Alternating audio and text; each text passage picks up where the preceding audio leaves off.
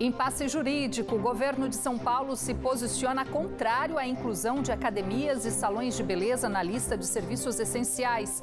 Mas a Prefeitura de São José dos Campos diz que espera ato oficial do governo para suspender o decreto municipal que autoriza as atividades na cidade. Baixa no índice de isolamento social coincide com o aumento no número de casos de coronavírus em Taubaté. Em 12 dias, diagnósticos positivos da doença subiram 66%. 5 pessoas são presas por tráfico de drogas em São José dos Campos. Durante a ação da Polícia Militar, quase meia tonelada de maconha foi apreendida. Varal da Solidariedade, grupo de católicos de São José dos Campos, cria projeto para doação de máscaras na região central da cidade. E ainda em Taubaté, a Prefeitura leva para abrigo improvisado mais de 20 pessoas que viviam nas ruas da cidade. Quarta-feira, 13 de maio. Estamos no ar, na TV e também na fanpage da TV Band Vale no Facebook.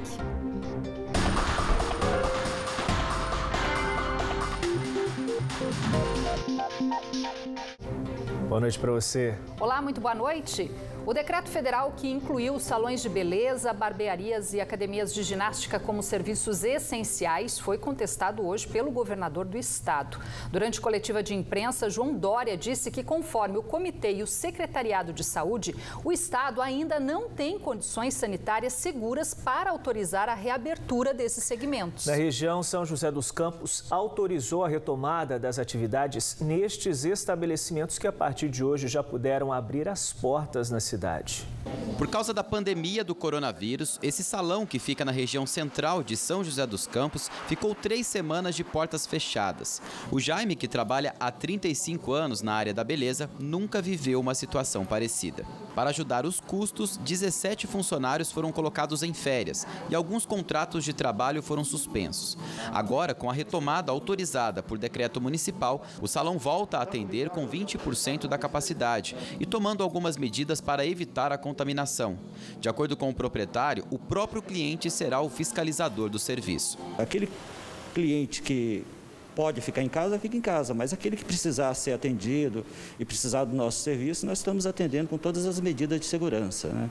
A gente não pode também ficar zerado no final do mês. Pelo menos 20% já ajuda muito. Nessa quarta-feira, em coletiva de imprensa, o governador João Dória afirmou que não vai autorizar a reabertura de academias, salões de beleza e também barbearias no estado de São Paulo, como uma medida de conter o avanço dos novos casos de coronavírus. A autorização, que foi confirmada pela Presidência da República na última segunda-feira, também foi confirmada pelo prefeito de São José dos Campos, Felício Ramute, na última terça-feira. Nessa academia, que fica na zona oeste da cidade, tem 2 meses que nenhum dos 2.000 alunos matriculados frequentam as aulas. Por enquanto, eles acompanham a sessão de treinos pela internet, nas aulas online, que acontecem 4 vezes por dia nas redes sociais.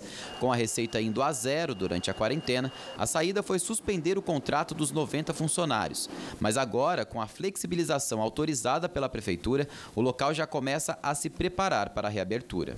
A primeira questão do distanciamento social. Então, você vai ter, no máximo, uma pessoa a cada 10 metros quadrados de área. Nas aulas coletivas e entre os equipamentos, uma distância de pelo menos 2 metros, né, entre um cliente e outro. Isso deve ser preservado.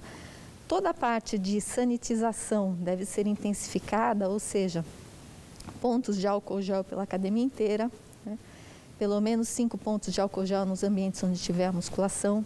Uma limpeza mais importante entre uma aula coletiva e outra, onde você limpa o ambiente e também os equipamentos, tudo isso está previsto. A proprietária da academia ainda justifica o motivo que enquadra a prática de atividades físicas como serviço essencial. De acordo com a Organização Mundial da Saúde, 71% da população mundial hoje morre em função de doenças crônicas não transmissíveis. Contrário à decisão do governador João Dória de prorrogar a quarentena, o prefeito de São José, Felício Ramute, aguarda o julgamento de um recurso no Supremo Tribunal Federal para que o isolamento seletivo possa ser aplicado na cidade.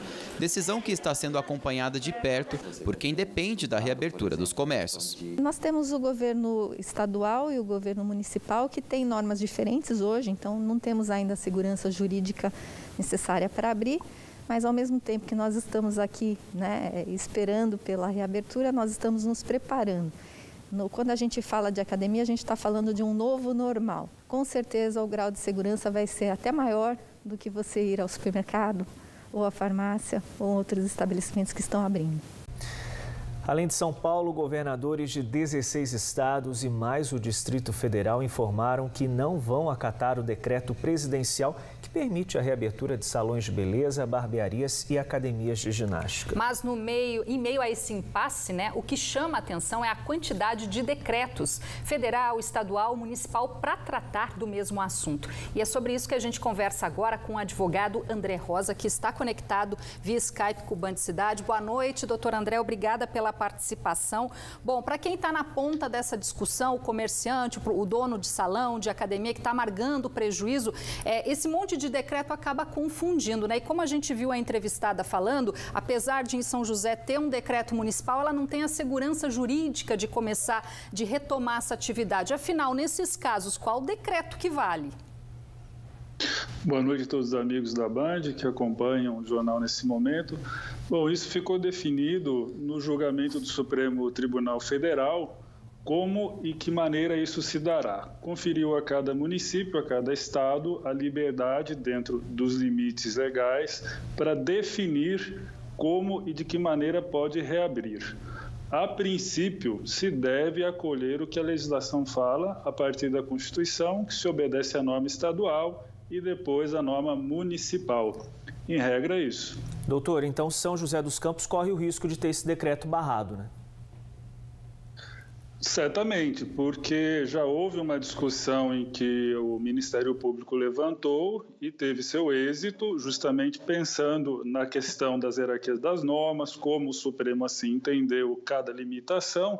É bem provável que o Ministério Público, atento como pode, se for o caso, tomar as medidas cabíveis. Mas aqui em Taubaté, por exemplo, antes mesmo desse decreto federal e desse posicionamento do governador João Dória, a prefeitura já havia, por exemplo, liberado a reabertura de salões de beleza e barbearias para evitar que o cliente ou o próprio funcionário pudesse correr mais risco de contaminação com aqueles atendimentos em domicílio. E até agora nenhuma medida jurídica foi tomada. Isso não pode acontecer em São José dos Campos?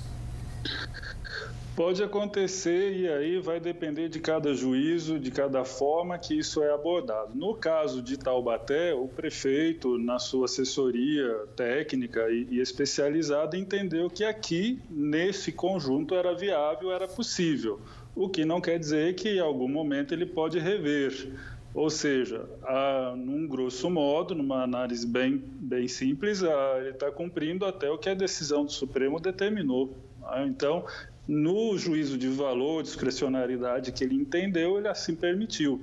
Pode ser que São José também venha, ao permitir, não enfrentar nada judicialmente.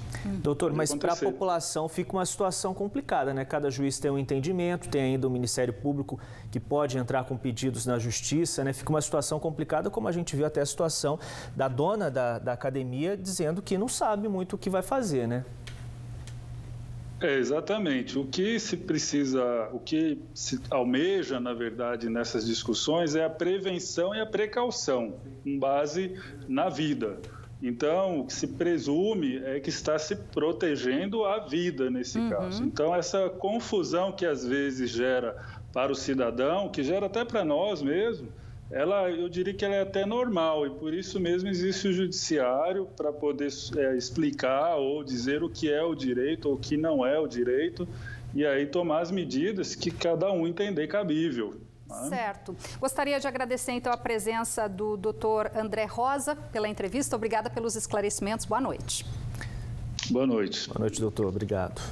Em Taubaté, em apenas 12 dias, o número de casos de Covid-19 subiu pouco mais de 66%, o que reflete também no aumento das internações. O avanço da doença acontece no momento em que a cidade também vem registrando baixas taxas de isolamento social. Nesta terça-feira, ficou em 47% pelo segundo dia consecutivo. E é sobre este assunto que a gente conversa ao vivo com o repórter Rafael Olímpio.